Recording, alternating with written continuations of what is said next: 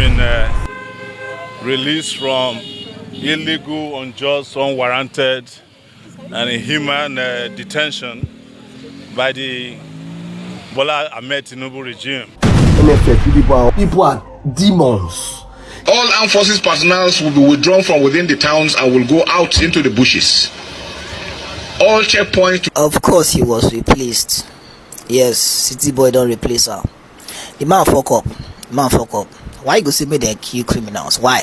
The very first time that Christopher Musa gave command that the military personnel should actually shoot at bandits without waiting for command from Abuja.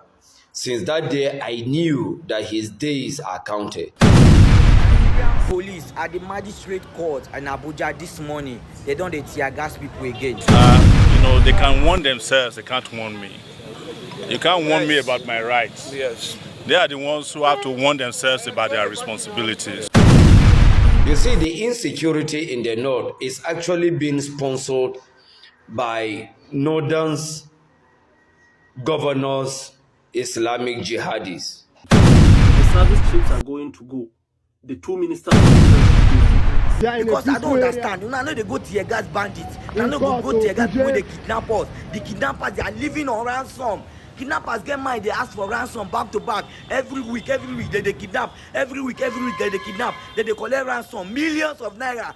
You know go enter there, go to your gas them. Most especially what is happening in the Ministry of Defence. The office of that Matole now is now like a meeting point for Zamfara APC. They don't tear gas people. What exactly is the problem? Because say I won't bring Sowore, people come there, come wait for us so that I go bring them. Now tear gas people.